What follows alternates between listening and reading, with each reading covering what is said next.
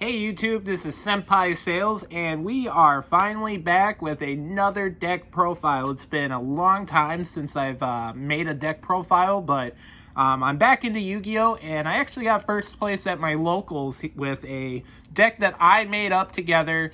It's basically Spellcaster Stun, or it basically uses Fairy Tail Luna and the other familiar possessed with a lot of hard-hitting trap cards. So without further ado, let's get into the deck profile. So the first thing I run, and I feel like this is a must-have if you play anything with the familiar possessed, is 3 Fairy Tail Luna. If you guys don't know what this card does, it basically, it's a searcher for any of the familiar possessed. You can also, during your turn, or during either player's turn, you can actually pop this card back into your hand as well as another card, unless if they send another copy of the card that you're trying to send back into the hand to the graveyard from either the field, or sorry, from the deck or extra deck. So really good card. You got to play it at 3. Next, I play 2 of each familiar possessed that I enjoy. So I play 2 of the water, 2 wind, 2 Asa, and then 2 Hita. I forgot what their names were. But I really like Iria, and when you want to play 2 of each, I think 3 is a little bit too clogged, like too inconsistent, and it becomes bricky. I like 2 of each. You don't want to play one or 3 of another, because you always want to have the different attributes. And then next, here's a really spicy tech card that I really enjoyed that I didn't even I didn't know it existed when I was getting back into Yu-Gi-Oh! But when I bought the Spellcaster Possessed decks, I read this card and I was like, holy shit, this is amazing. So long story short, what this card does, when your opponent declares an attack or targets one of your Spellcaster monsters, you can special summon this from your hand. And basically, it's a 2800 body. However, what it also can do is you can target one card one monster on the field, or is it card? I'm not sure. I think it's monster. Target one monster, return it to the hand once it's special summoned successfully. So it's a really, really good card. I kind of want to put this up to 3, but I was play testing 2, and I played 2 for the tournament. And then next up, I think it's the best spell card in the game.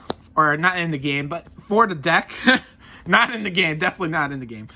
Spirit Charmer. Basically what this card does is you discard one card, and then you search 2 possessed cards with different names. So you can't search the same possessed card. So they have to have different names, but this card is a great, great search engine for the deck, and I feel like you need to play it at 3.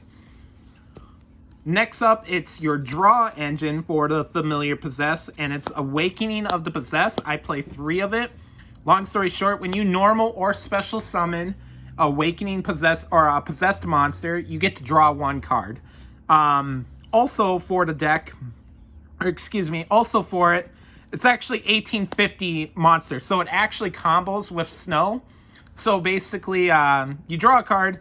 Also, for every type of different attribute you control, you gain 300 attack. So it really beefs up the familiar possessed monsters really quickly too. So great card. I think you need to play it at 3 just for the attack boost, because the attack boost stacks, but you cannot use the draw engine more than once, if that makes sense.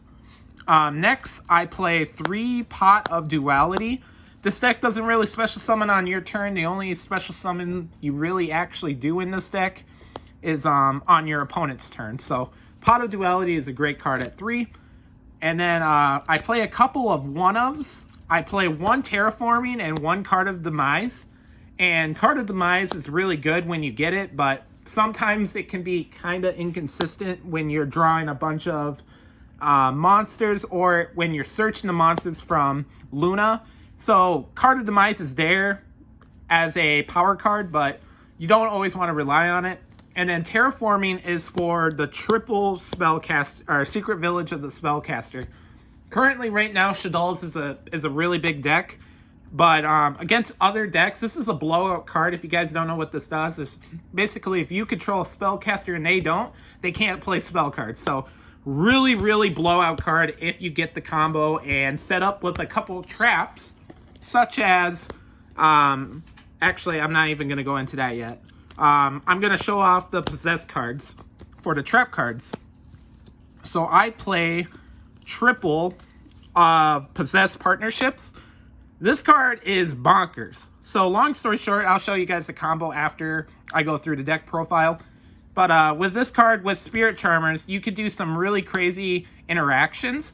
Long story short, if you control, you can flip this card over and special summon one possessed monster from your hand or graveyard. And you can actually, if you do control two different types of familiar possessed, you can pop a card on the field. Really, really good. It's pop a card or monster. I would have to read it again. I think it is. Oh, no, just a card. So you can destroy a card on the field.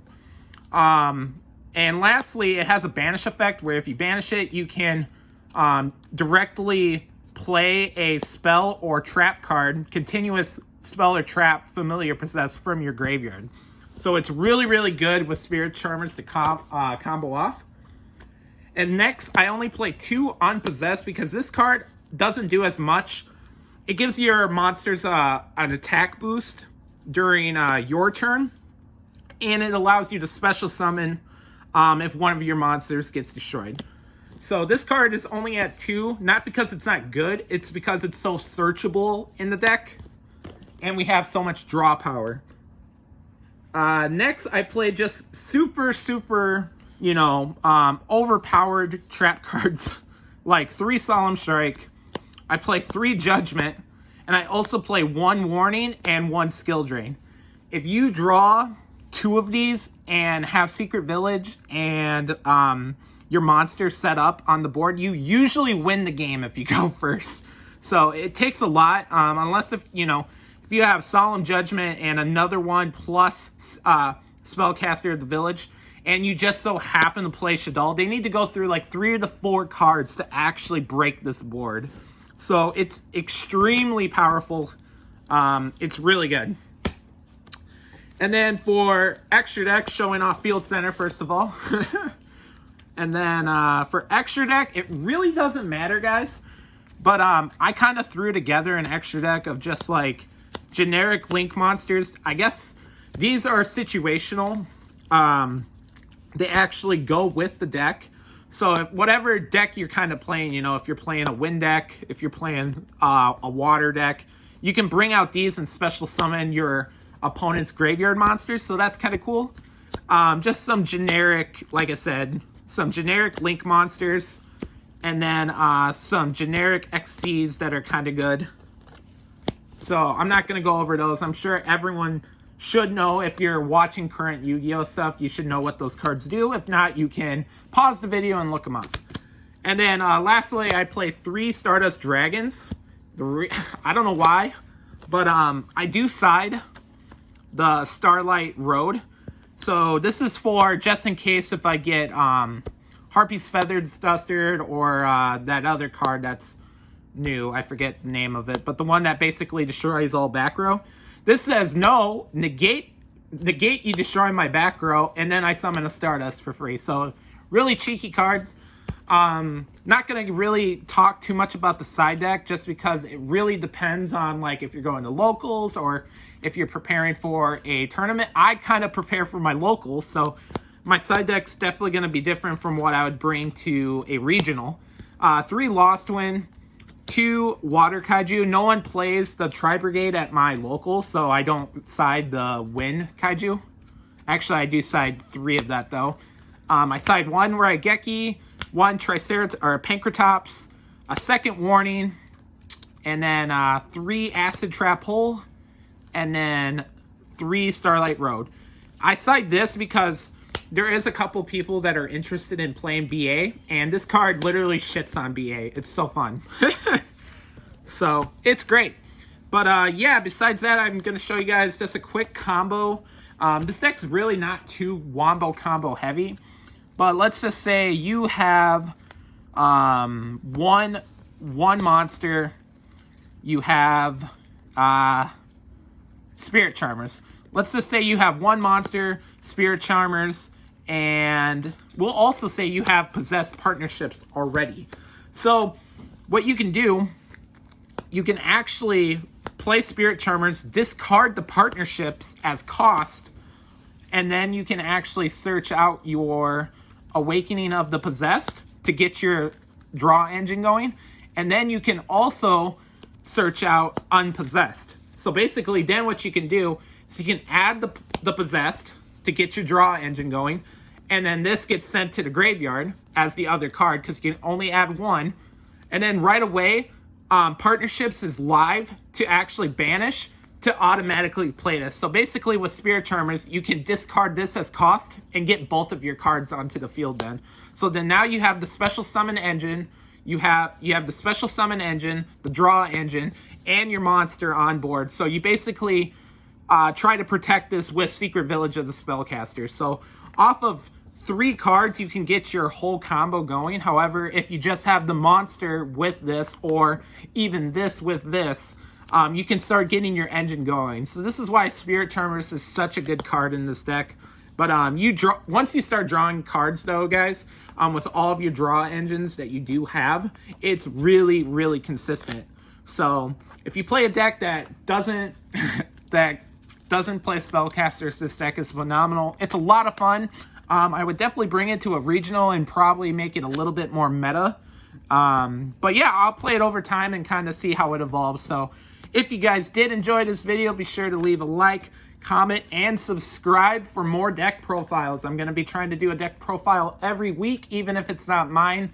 I plan on doing deck profiles every week on whoever gets first at locals. So thanks, guys, so much for watching, and have a great day. And, of course, we'll see you next time.